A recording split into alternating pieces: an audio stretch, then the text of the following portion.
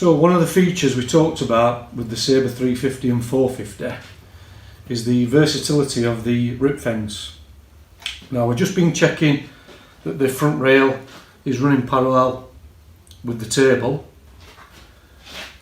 So we just do that by measuring the left and the right, and if we need a slight adjustment we can do that by the locking nuts on the stems that are holding the rail in place. Once we've done that, the best way to show you the rip fence is obviously we're going to be doing straight cuts, holding the timber against that and cutting through with the blade. So we want to make sure that it's running nice and parallel with the blade.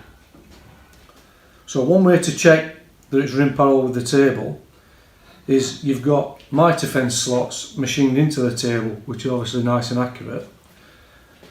And they're 19mm wide, out of interest.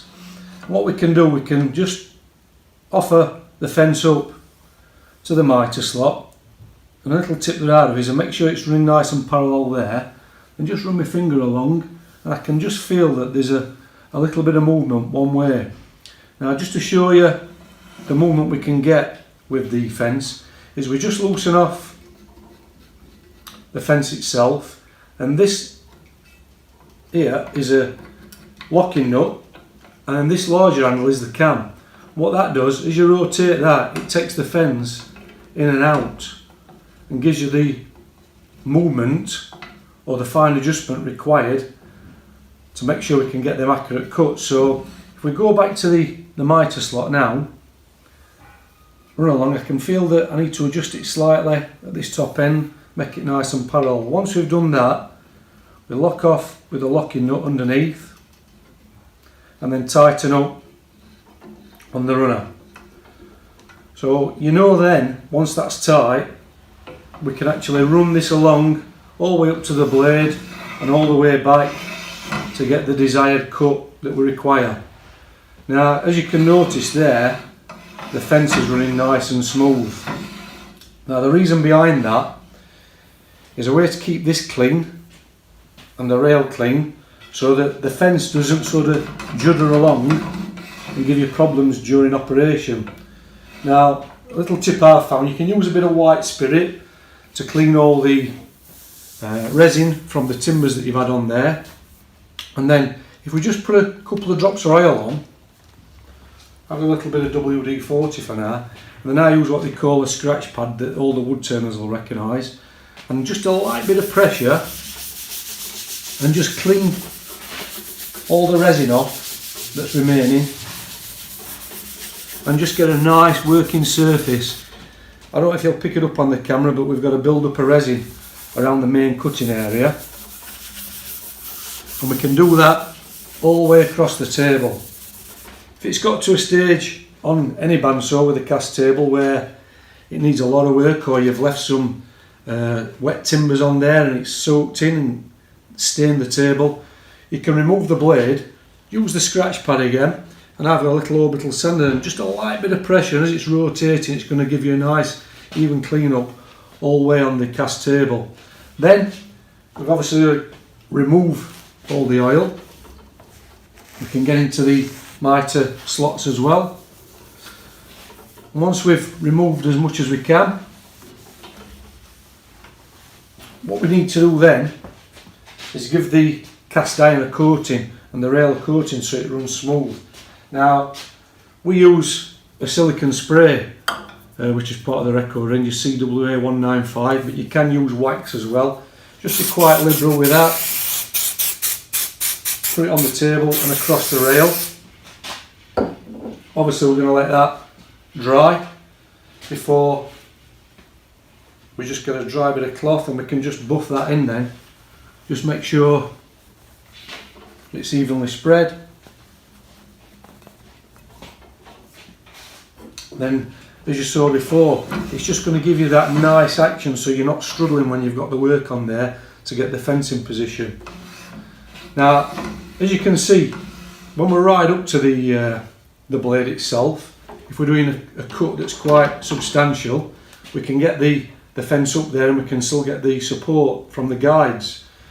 But if we want to drop the guides down and do a smaller cut, obviously it gets to the stage when it's touching, the fence is actually touching the guides. So what we can do then is just remove the high fence by loosening off, taking the cam out of the way, and we can slide this through and away. Now what you can see on the back side there is some wear pads, and they're what's going to be running on and stopping the metal to metal. Obviously over time they can need replacing, but we can turn that over and we can run that in so the high side is down to the table, and then go through the same procedure, making sure it's lined up and nice and square, locking off on the cam. And then when we bring the guides down, obviously you're still going to get the support then. When you're doing your thinner pieces of timber and you want to do the cutting, you can come up to the rip fence and still get the support with the guides while you're doing that. That's just one advantage of it. The other advantage of this fence is because we've got the longer rail on there, move the guide out of the way, we can remove this out of the way, and we can move the casting to the other side. Now we remove the slide or the guide completely, and then we can move that to the other side. And what that will allow you to do is run the fence on the right hand side of the blade, especially if you're doing a little bit of angle work. Turn the fence around and push it in from the other side. Once that's secure in position,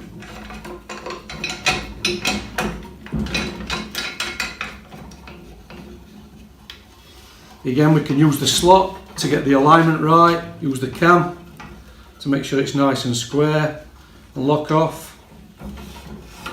And then the idea behind this is if you want support when you're doing some angle work with the table tilted, you're going to get the support you require, and you're not going to have to be holding it up against the fence while you're pushing. The fence is going to do the job of supporting the timber while we go through at an angle. Obviously the advantage of that is we've been able to do all that without removing the blade to swap the fence over, and that's because we've got this longer rail that gives you that support. So I hope that's helped you out with the rip fence. But any questions on any of the fence, please come back to us.